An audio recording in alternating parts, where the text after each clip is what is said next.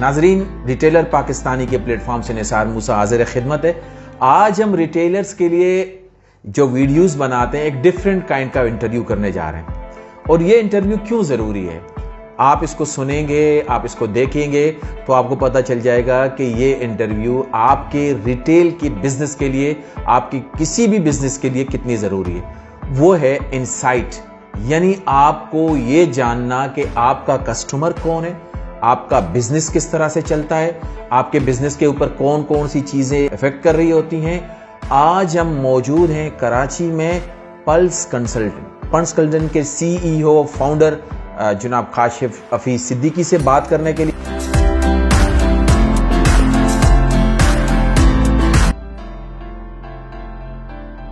Marketing research के शोबे से मैं कोई 20-21 साल से वाबस्ता हूँ। इसके अंदर जो है, जो मेरा कैरियर रिसर्च के अंदर जो स्टार्ट है, उससे पहले मैं एक फार्मास्यूटिकल सेल्स के अंदर तकरीबन कोई 4-5 साल मैंने गुजारे।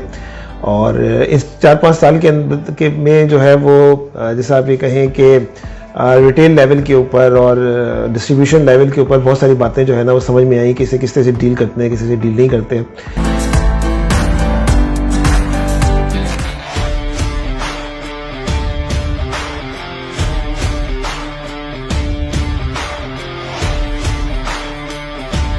अल्लाह ताला ने मुझे मार्केटिंग रिसर्च की दुनिया में ले गया। तो यहाँ पे एक कंपनी थी ओएसएस इंटरनेशनल, उससे मैंने अपने करियर का स्टार्ट किया। फिर कुछ दिनों के लिए पाकिस्तान की लार्जेस्ट रिसर्च एजेंसी थी नेशनल AC नील्सन, मैंने उसे ज्वाइन किया। फिर जरा क्लाइंट साइड पे चला गया, ये सर्विसिंग साइड थी, फिर मैं चला गया क्लाइंट साइड के ऊपर। मैक्टर फार्मा के अंदर कुछ FMCG के प्रोडक्ट्स की लॉन्चिंग थी। फिर दोबारा ओएसएस में आया। फिर 2012 के अंदर जो है ना मैंने पल्स कंसल्टेंट के नाम से अपना एक छोटा सा इदारा स्टार्ट किया। पल्स कंसल्टेंट का ऑब्जेक्टिव बुनियादी तौर पे ये था कि हम जो है वो रिसर्च के अंदर, जब आप किसी बड़ी ऑर्गेनाइजेशन के साथ काम कर रहे होते हैं तो बहुत सारे आपके सामने बाउंडिंग्स आ जाती हैं, आप कोई इनोवेटिव काम नहीं कर सकते। कई बार जब आप जॉब कर रहे होते हैं तो you are reporting to someone, तो इस पूरे कॉन्सेप्ट के अंदर आपके लिए ज़रूरी होता है कि you should be do something innovation. मेरा बिलीव ये है कि इनोवेटिव तो होना चाहिए, लेकिन इसके साथ साथ एकेडमिक जो बुनियादें होती हैं रिसर्च की, उसको जो है ना वो बंदा वायलेट ना करे। तो हमने इस प्लेटफॉर्म से बहुत सारी नई रिसर्चेस की, नए नए एक्सपेरिमेंट्स किए, बहुत सारे ऐसे काम किए जो कि अमूमन रिसर्च की दुनिया में नहीं होते। फॉर एग्जांपल, हमने इनसाइट्स की बुनियाद पे और रिसर्च की बुनियाद पे एक ड्रामा क्रिएट किया। हम इस वक्त PSL का इस वक्त लार्जेस्ट ब्रांड ऑडिट भी कर रहे हैं। हम they are doing very different things, लेकिन ये उसी वक्त पॉसिबल हो सकता था कि जब आप अपना प्लेटफॉर्म बनाएं और अपने प्लेटफॉर्म के जरिए आप जो है वो कोई काम करना शुरू करें। I want to do something different. I want to do something innovation. Technically, what is the research? Research is nothing other than to see what everybody else has seen, but think what nobody has thought. उसमें कोई अचंभे की बात नहीं होती। हम अपने clients को बताते हैं कि रिसर्च क्या करती है। रिसर्च ये करती है कि या तो आपके हाइपोथेसिस को कंफर्म कर देती है या आपके हाइपोथेसिस को डिनाई कर देती है। लेकिन इस पूरे सिनेरियो के अंदर जब आप अपना काम करते हैं, जब आप एंटरप्रेन्योरशिप होते हैं, तो आप जो है वो एक अलग किस्म की मेहनत, अलग किस्म की स्ट्रगल होती है, और आप वो काम कर सकते हैं जो रिपोर्टिंग लाइन में बाउंड होते हुए नहीं कर सकते थे। आप वो काम करते हैं, आप आगे बढ़ते हैं, आप लोगों को चैलेंज करते हैं। आप जाके क्लाइंट को, हमारा एक मसला ये है कि हमने कुछ अपनी वैल्यूज़ बनाई हुई हैं। उन वैल्यूज़ के अंदर एक चीज़ ये है कि हम अक्सर औकात हमारे क्लाइंट्स हैं वो हम पे ट्रस्ट करते हैं। वो हमारे पास आके कहते हैं कि हमें फला काम के लिए रिसर्च करवानी है। हम उसे कहते हैं वो रिसर्च की जरूरत नहीं है, ये काम आपको फला काम से हो जाएगा, इस चीज़ के लिए आपको गट फीलिंग है। रिसर्च हर चीज़ के लिए रिसर्च नहीं होती, रिसर्च के लिए भी ज़रूरी है। गो के इसमें हमारा फाइनेंशियल लॉस होता है। गो के इसके अंदर चीज़ें होती हैं। अभी 2-4 दिन पहले हम किसी क्लाइंट के पास गए थे, उन्होंने हमें एक पूरा इंस्ट्रूमेंट, जिसे आप कहते हैं क्वेश्चनायर, दिया और कहने लगे इसको ऑफ करना है। तो हमने उनसे कहा कि आपका बहुत बहुत शुक्रिया, लेकिन हम इस इंस्ट्रूमेंट के साथ नहीं जा सकते, क्योंकि हमें जो है ना इसके अंदर चेंजेस करनी है, क्योंकि हम नहीं समझते कि ये इंस्ट्रूमेंट जो है ना वो आपके लिए अप्रोप्रिएट है। अगर हम उससे कहते हैं कि हाँ, हम आपकी जो आप कह रहे हैं समझना बताना और जो आप कह रहे हैं उससे कर लेंगे, तो हमें तो बिजनेस मिल जाता।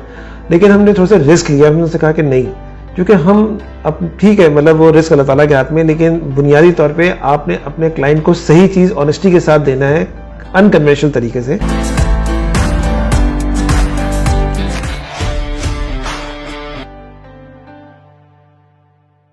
असल मसला ये है कि वो इकबाल ने कहा था ना, आह वो तीरे नीम कश जिसका ना हो कोई हदफ। बुनियादी तौर पे इनसाइट्स के बगैर दुनिया में कोई काम नहीं होता। जैसे इनसाइट्स को, जैसे आप कहें, जैसे मुश्किल से उर्दू में बसीरत कहते हैं। उर्दू में आप जब तक कंज्यूमर को नहीं समझेंगे, देखें कहते हैं कि eat with the brand, drink with the brand, sleep with the brand. जब तक कि आप एक कंज्यूमर को ह्यूमन के तौर पे नहीं लेंगे, उसे आप कस्टमर के तौर पे लेते रहेंगे, तो आप कोई नई कारनामा अंजाम नहीं दे सकते। उसके लिए आपको अगर ह्यूमन के तौर पे लेना पड़ेगा, उसके पूरे एक 24 घंटे की ज़िंदगी को समझना पड़ेगा, उसके अंदर रिटेल की अहमियत कितनी है, क्या चीज़ें हैं, ख़रीदारी क्या है, आज के चैलेंजेस क्या हैं, सोशो इकनॉमिक चैलेंजेस क्या हैं, साइकोग्राफिकल चैलेंजेस क्या हैं, क्या कन्वीनियंस है, क्या चीज़ें नहीं हैं। पाकिस्तान में तकरीबन हमारे नज़दीक जो है वो 6.5 से 7 लाख रिटेल की शॉप्स हैं अर्बन और रूरल के अंदर। हो सकता है इससे ज़्यादा हो, प्लस माइनस, देखिए 6.5 से 7 लाख है। इसके अलावा हमने कोई आज से समझने के 1.5-2 साल पहले हमने एक मॉडर्न ट्रेड का तकरीबन 15-16 शहरों में हमने किया था, तो उस वक्त हमारे पास कोई 350 से 400 मॉडर्न ट्रेड्स हमारे पास निकल के आई। मॉडर्न ट्रेड जब हम कहते हैं तो सब से समझ लें कि सेल्फ सर्विसिंग स्टोर्स उसकी टर्म्स है। सेल्फ सर्विसिंग स्टोर ये कि जहाँ पे आप ट्रॉली लेके खुद मूव करके कुछ चीज़ डाल लेते हैं। Modern trade technically this is the self service store, और अब वो और ज़्यादा हो चुकी होंगी, हमारे नज़दीक कोई 100 के करीब और इन बड़े शहरों के अंदर बढ़ चुकी होंगी। यानी एक तरह से हम कुछ ऐसी ब्रांड्स को जानते हैं कि जिनकी आधी सेल सिर्फ मॉडर्न ट्रेड पे और आधी सेल रिटेल के ऊपर है, जैसे हम स्ट्रीट सेल्स कहते हैं। देखिए वो कौन सी चीज़ें हैं जिसके लिए वो मॉडर्न ट्रेड जाते हैं और कौन सी चीज़ें हैं जिसके लिए वो लोकल स्ट्रीट शॉप्स के अंदर, नियर बाय शॉप्स के लिए जा रहे होते हैं। और वहाँ पे ये पूरी की पूरी साइंस है जिसके ऊपर कंपनीज काम कर रही हैं। यानी आपकी प्रोडक्ट की प्लेसमेंट कैसी है, आपने रखा कैसे है दुकान के ऊपर, आपने उसकी जैसे कहेंगे कलर्स कैसे रखे हैं कि लोगों को अट्रैक्ट कर रहे हैं। ये तो ब्रांड की साइड है। रिटेल की साइड की प्रॉब्लम्स अपनी है, रिटेल की साइड के ऊपर कंज्यूमर को समझना। मैं नाम नहीं लूंगा, एक बहुत बड़ा रिटेलर है कराची के अंदर, मैं वहाँ पे नहीं जाता, वहाँ पे दुनिया की हर चीज़ मौजूद है, लेकिन जब मैं लाइन में खड़ा होता हूँ तो वहाँ पे मुझे कोई आधा घंटा लगता है उसके अंदर ना उससे बाहर एग्जीक्यूट करते हुए, मतलब जितना रश है उतने उन्होंने जो है ना वो आउटलेट्स नहीं बनाए हुए अपने निकालने के, तो मैं ऑफेंड होता हूँ और मैं क्या करता हूँ कि मैं उसके मुकाबले में किसी और जगह चला जाता हूँ। तो ज़रूरी नहीं है हर एक आदमी के लिए आपको सोल्यूशन देना होता है, कस्टमाइज सोल्यूशन देना होता है। मॉडर्न ट्रेड को तो अगर आपको याद होगा तो आज से कोई 15 साल पहले मुशर्रफ साहब के ज़माने के अंदर पुश किया गया, और ये एक ऐसा पाकिस्तान के अंदर जिसे कहें कि ब्रेक थ्रू आइडिया था। ब्रेक थ्रू से पहले इस तरह की मॉडर्न ट्रेड नहीं थी। सबसे पहले मेट्रो आई और उसके बाद फिर एक चेन्स बनती चली गई और चीज़ें आती चली गई, और एक चेन के इस वक्त 12-12, 14-14 आउटलेट्स हैं। कराची की चेन्स लाहौर चली गई, लाहौर की चेन्स कराची आ गई, और ये सब जो है ना वो इस पूरे ट्रेड ने या इस पूरे नए कॉन्सेप्ट ने लाइफ स्टाइल को चेंज कर दिया। इस पूरी चीज़ ने स्पेंडिंग पावर को चेंज कर लिया। इस पूरी चीज़ ने ब्रांड प्रायोरिटीज को चेंज कर दिया। इस पूरी चीज़ ने लोगों को एजुकेट कर दिया ब्रांड्स के बारे में। इस पूरी चीज़ ने लोगों में अवेयरनेस क्रिएट कर दी एक नई कैटेगरीज के बारे में। इसके अंदर एक और चीज़ ये थी कि इसके अंदर क्योंकि सेल्फ डिसीजन होता है, आप अपनी मर्जी का पिक करते हैं, तो लोग उसके अंदर जाते हैं तो ज़रूरत से ज़्यादा परचेजिंग करते हैं, यानी कि उनकी स्पेंडिंग ज़्यादा हो जाती है। जो महीने की जो शॉपिंग है, जो फैमिली इवेंट है, तो क्या फैमिली के लिए मैंने कोई सोल्यूशन वहाँ प्रोवाइड किया हुआ है मॉडर्न ट्रेड्स के अंदर?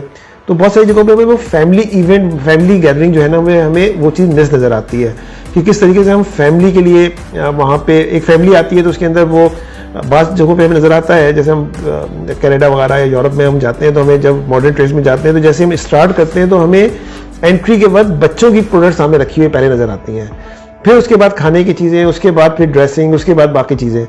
तो वो तमाम चीज़ों की कोई ना कोई साइंस है जिसके पीछे वो चल रहे होते हैं। हमने इस तरह की चीज़ों को समझने की कोशिश नहीं की है।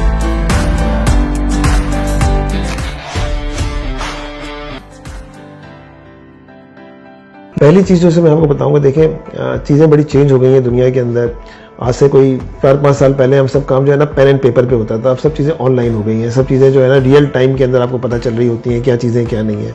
आर्टिफिशियल इंटेलिजेंस का ज़माना आ गया है। अब जो है वो बाकायदा आर्टिफिशियल इंटेलिजेंस के ज़रिए कौन सा आदमी कितनी देर किस, फॉर एग्जाम्पल वो आइल्स के ऊपर जो है वो कैमरे लग जाते हैं, आर्टिफिशियल इंटेलिजेंस के उसको पूरा प्रोग्राम फीड कर दिया जाता है और फिर वो देखा जाता है कौन सा आदमी किस प्रोडक्ट के ऊपर कितनी देर गुजार रहा है और कौन सी प्रोडक्ट देखने के बाद निकालता है, रखता है। There so many angling. अब जो है वो रिटेल के अंदर आर्टिफिशियल इंटेलिजेंस ने एक इनकलाब पैदा कर दिया है उसके अंदर। They don't believe on the research itself. उनके पास they have the huge data, जैसे हम कहते हैं ना बिग डाटा, लेकिन they have no utilization of that data. उनके पास सेल्स हैं, उनके पास चीज़ें हैं, उनके पास डिमांड है, उनके पास चीज़ें हैं, लेकिन ये कि किस तरीके से उसे वो अपने कंज्यूमर इंसाइट्स के लिए इस्तेमाल कर सकते हैं, प्रोडक्ट प्लेसमेंट के अंदर इस्तेमाल कर सकते हैं, वो सब चीज़ें उनके पास नहीं है। उनको ये नहीं पता कि उनका प्रोफाइल किस किस्म का प्रोफाइल उनके पास आ रहा है, कौन सी सोशो इकोनॉमिक क्लास आ रही है, किस तरह के एज ग्रुप के पास आते हैं।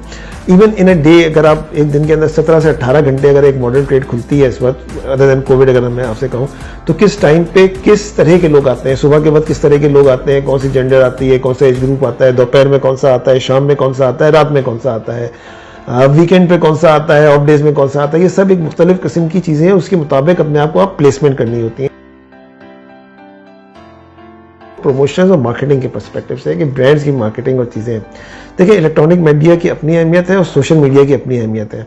बहुत हद तक हम ये कह सकते हैं कि सोशल मीडिया जो है वो बहुत सारी जगहों पे मॉडर्न जिसे कहें कन्वेंशनल मीडिया की जगह ले रहा है।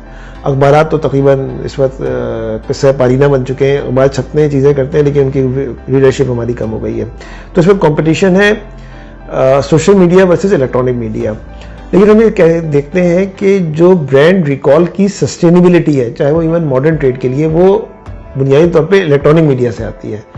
सोशल मीडिया से ब्रांड रिकॉग्निशन या ब्रांड रिकॉल वैल्यूज जो है वो कम आती है। मैं बहुत सारे इश्तिहार देख रहा हूँ, लेकिन मैं सोशल मीडिया पे एक सुकून की कैफियत में कोई चीज़ देख रहा हूँ, वहाँ पे जब ब्रांड का इश्तिहार आता है तो अक्सर औक़ात मैं इरिटेट होता हूँ, चाहे वो 10 सेकंड का ही क्यों ना है। यूथ जो है ना वो हमारी सोसाइटी से कट ऑफ नहीं है, एक ऐसा सेगमेंट नहीं है जो हमारी सोसाइटी के ट्रेडिशंस, वैल्यूज, नॉर्म्स या उससे डिसएसोसिएटेड है। वो प्रोडक्ट वही है। क्वेश्चन है कि जो ठेला लगाता है वो एंटरप्रेन्योर नहीं है, और वो जो आईटी की वो प्रोडक्ट खोलता है वो एंटरप्रेन्योर है, और वो एंटरप्रेन्योर नहीं है। तो मतलब ये भी खुद एक बहस है कि वो जो अपने पाकिस्तान में, आपको मैं एक बताऊं कि जो पाकिस्तानी यूथ है और खासतौर पे लो सोशो इकोनॉमिक क्लासेस में, लोग जॉब करना पसंद नहीं करते, अपना काम स्टार्ट करना चाहते हैं। अब वो अपना काम क्या स्टार्ट करते हैं, वो छोटा छोटा कोई बिजनेस स्टार्ट करते हैं। उस बिजनेस में वो रिक्शा भी होता है, उस बिजनेस के अंदर वो ठेला भी होता है, उस बिजनेस के अंदर वो छोटी मोटी सप्लाई करते हैं। आपने देखा होगा कि मैं रिटेल की एक शाम में एक सप्लायर, एक पूरी की पूरी चेन है जो थैले मोटरसाइकिल पर रख के शाम के अंदर वो ऑर्डर बुक करती है और रात में देती है। सैकड़ों के हिसाब से लोग हैं जो कि सप्लाई दे रहे होते हैं शाम में दुकानों को। ये कौन लोग हैं? ये सब के सब नौजवान हैं, चीज़ें हैं, सब काम कर रहे हैं। हमारी यूथ में बड़ा टैलेंट है, बड़ी चीज़ें हैं, बड़ी एनर्जी है, लेकिन don't compare this youth with the western. वहाँ पे उनकी यूथ बड़ी डिफरेंट बिहेव करती है। हमारे यहाँ जो है ना वो फैमिली सिस्टम के साथ एसोसिएटेड है। हमारे यहाँ वो हिप हॉप कल्चर नहीं है। हमारे यहाँ जो है ना वो लोग जो है वो at the end of the day, देखिए ऑन एन एवरेज पाकिस्तान में 18 से 19 साल की उम्र में लड़की की शादी हो जाती है, 21 से 22 साल की उम्र में लड़की की शादी हो जाती है ऑन एन एवरेज पाकिस्तान में। इसका मतलब है कि 30 साल की उम्र तक वो एक लड़की जो है 2 बच्चों की अम्मा होती है, और लड़का कम से कम 1 से 2 बच्चों का अब्बा होता है। तो वो कैसे, वो तो सीरियस है, उसको तो कमाना है, चीज़ें करनी है। ऑनलाइन बहुत सारी चीज़ें खुल गई हैं, बहुत सारी चीज़ें आ गई हैं जिसके जरिए ज़िंदगी में कन्वीनियंस आ गई है। अमूमन जो है वो लोग मैसेज ये दे रहे होते हैं कि हर एक अपना अपना काम करे। हर एक अगर स्टेट बन जाएगा तो भाई वो उसको हेल्पिंग हैंड भी तो चाहिए। तो ये तो एक सोसाइटी का एक मतलब एक तरीका है जिसको हमें लेके चलना है। लेकिन यूथ को समझते हुए उनकी प्रोडक्टिविटी और उनकी स्किल सेट को इंक्रीज करना, ये हमारे यहाँ की मैनेजमेंट्स का काम है, चाहे वो उनके पास रुकें या आगे चले। अमूमन वो एक कॉन्सेप्ट ये है कि हम ट्रेनिंग पे काम नहीं करेंगे। कुछ रिटेल्स ने काम करना शुरू किया है, ये तो छोड़ के हमें आगे चले जाएंगे। इस दुनिया से हमें निकलते हुए लोगों की पर्सनैलिटी डेवलपमेंट पे, ये पर्सनैलिटी डेवलपमेंट आपके काम में भी आएगी, सोसाइटी के काम में भी आएगी। देखिए मैं मार्केटिंग रिसर्च के अंदर जो है ना, marketing research itself is a servicing industry. हमारे उस्ताद थे, अल्लाह ताला ने मग़फ़िरत करे, मौज़म अली कादरी साहब is a big name in the marketing research world. तो उन्होंने जो चीज़ एक सिखाई थी वो ये सिखाई थी कि जब आप क्लाइंट से मिलें तो आप एजेंसी साइड का सोचें, यानी कि एजेंसी साइड के बेनिफिट्स को सोचें। और जब आप कंपनी में आके, यानी अपनी कंपनी में आके क्लाइंट के बारे में सोचें तो आप क्लाइंट बन के सोचें। बुनियादी तौर पे आपको दोनों तरफ एक मतलब फॉर एग्जाम्पल आपको भी नुकसान ना हो और क्लाइंट को भी नुकसान ना हो। बुनियादी चीज़ ये है कि आप ऑनेस्टी के साथ काम करें। उस ऑनेस्टी के अंदर जो चीज़ भी सामने आ रही है उसको आप मैनिपुलेट करने की कोशिश नहीं करें। आप एक क्लाइंट के लिए अच्छी खबर है, आप उसे अच्छी खबर दें, बुरी खबर है उसे बुरी खबर दें, लेकिन बुरी खबर के साथ रेमेडीज ही बताएं कि 1 2 3 4 चीज़ें क्या हैं। जैसे आप शॉर्ट एनालिसिस कहते हैं, स्ट्रेंथ, वीकनेस, अपॉर्चुनिटीज, थ्रेट, उसको आप पूरा शॉर्ट एनालिसिस पूरी ईमानदारी के साथ करके दें। असल चीज़ क्या है, वो है सिंसियरिटी और ईमानदारी। अगर आप अपने क्लाइंट, जैसे ही आपके पास क्लाइंट मिले तो उससे पैसा कमाने वाली मशीन ना समझें, बल्कि आप उसके साथ, मैं एक टर्म इस्तेमाल करता हूँ, बिलीव करता हूँ, वो है extended team. I always believe on the extended team of my client. और नबी सल्लम की एक हदीस भी है और चीज़ें भी है कि अपने साथी को बेहतरीन मशवरा दो। अगर आप सही मशवरा दे रहे हैं, ईमानदारी के साथ मशवरा दे रहे हैं, तो देर से बिजनेस आ सकता है, जल्दी आ सकता है, नहीं भी आ सकता है, लेकिन आप रात को बहुत सुकून के साथ अपने बिस्तर पे सो सकते हैं कि यार मैंने लोगों को मशवरा सही दिया। Servicing industry technically at the end of the insights देना और मशवरा देने का नाम है। तो अगर आपने किसी कंसल्टेंसी ईमानदारी के साथ सही तरीके से कर दी, और अगर आपको कोई चीज़ नहीं आती तो बता दें मुझे चीज़ नहीं आती। One can not be the jack of all things. Master of everything. लेकिन ज़रूरी है इस बात है कि आप जो भी चीज़ बताएं वो ऑनेस्टी के साथ सही बताएं, मेयार के मुताबिक बताएं, और हो सकता है अभी किसी मशवरे में गलती भी हो सकती है, लेकिन आपकी नीयत ख़राब नहीं होनी चाहिए। सबसे पहले कि मुनाफा तो अल्लाह ताला दे देता है। अगर आप कहें, देखें एक चीज़ ये है कि जिसको हम नहीं करते, बरकत और रहमत एक अलग चीज़ है, मुनाफा एक अलग चीज़ है। अगर आप बरकत और रहमत की जानिब कॉन्सेंट्रेट करेंगे तो मुनाफा खुद ब खुद आ जाएगा। और बरकत जो है वो आती है खौफ खुदा से। खौफ खुदा होता है तो बहुत सारी चीज़ें सही हो जाया करती हैं। अब ये वो चीज़ें हैं जिसका ताल्लुक किसी किताबों से नहीं है, ये इनर फीलिंग के अंदर है। वो ताल्लुक मैं थोड़ी देर के लिए आपसे कहूँगा मज़हब से भी नहीं है, इसका ताल्लुक डायरेक्ट जो है ना वो आपकी अपनी वैल्यूज से होता है। दूसरी चीज़ ये कि अपने कस्टमर को इंसान समझें और इंसानों की तरह उसकी डीलिंग को समझें कि जब वो आता है तो एक इंसान कैसे आता है, कस्टमर नहीं आता। इंसानों के साथ रवैये होते हैं, इंसानों के साथ बिहेवियर्स होते हैं, इंसानों के साथ एटीट्यूड्स होते हैं। इंसान हंसता है, इंसान बोलता है, इंसान गम का शिकार होता है। उसको उसके साथ मतलब ये कि जब वो आए तो उसके लिए डिफरेंट किस्म के सोल्यूशन मौजूद हैं कि जब वो जाए तो खाली हाथ ना जाए, उसके अपने चीज़ें होती हैं। तो बहुत सारे लोग ऐसा ख्याल भी रखते हैं कि दे हैव द रेंज कि अगर एक आदमी 10,000 रुपये अफोर्ड कर सकता है तो उसके पास 10,000 की चीज़ होनी चाहिए, और जिसके पास 1,000 है तो उसके 1,000। अमूमन बहुत सारे चीज़ों के अंदर हम इस बात को मतलब मिसाल के तौर पे मैं 600 रुपये का या 3,000 रुपये का परफ्यूम और इतर ख़रीद के मैं जो है सुन्नत पूरी नहीं कर सकता। मतलब माफ़ करें, कहना नहीं चाहिए, लेकिन ये कि एक्सपेंसिव चीज़ें उसके साथ नहीं होनी चाहिए। तीसरी चीज़ ये है कि आपको बहरहाल अपने जब तक स्टाफ की डेवलपमेंट पे आप काम नहीं करेंगे तो आप आगे नहीं हो सकते। स्टाफ की डेवलपमेंट सिर्फ तनख्वाहें टाइम पे देना और चीज़ें नहीं है, बल्कि उनके ओवरऑल एटीट्यूड, चीज़ों की रवैयों का जो है वो जिसे कहें कि उनके स्किल सेट का इंक्रीज़ करना, उनके स्किल सेट को पॉलिश करना और उनको तरक्की देना उसके अंदर। तो कोई ना कोई उनके टारगेट्स होने चाहिए, चीज़ें देनी चाहिए ताकि वो आगे बढ़ें और बहरहाल उनको भी इंसान समझा जाए। मैंने देखा है कई जगहों पे उनके लिए बैठने के स्टूल भी नहीं होते हैं। ऐसे स्टूल रखने से कई दफ़ा ये होता है कि बैठे ही रहते हैं, कुछ ना करते हैं, लेकिन कोई बैलेंस होना चाहिए जिसके अंदर एक आदमी कितनी देर खड़ा हो सकता है ह्यूमनली। इसीलिए वो बहुत सारी चीज़ें सर्विसिंग उसके अंदर वो नहीं कर पा रहे होते। मुझे, जैसे मैं आपसे भी कहा कि मुझे अक्सर औकात फील ही होता है कि हमें जो कस्टमर सर्विस नहीं मिल रही होती, उसकी वजह है कि दे आर सो टायर्ड। आपके वॉशरूम्स कितने हैं आपके कंज्यूमर, आपके अपने स्टाफ के लिए, क्या वो साफ़ सुथरे हैं, चीज़ें हैं, नहीं है, ये सब एलिमेंट्स हैं। उनके लिए पीने का पानी किस हद तक है, उनके लिए देयर सो मेनी थिंग्स। जब तक कि आप उसके ऊपर आप एक ह्यूमन एलिमेंट के तौर पे आप नई चीज़ों को देखेंगे, आपकी ओवरऑल सर्विस बेहतर नहीं हो सकती।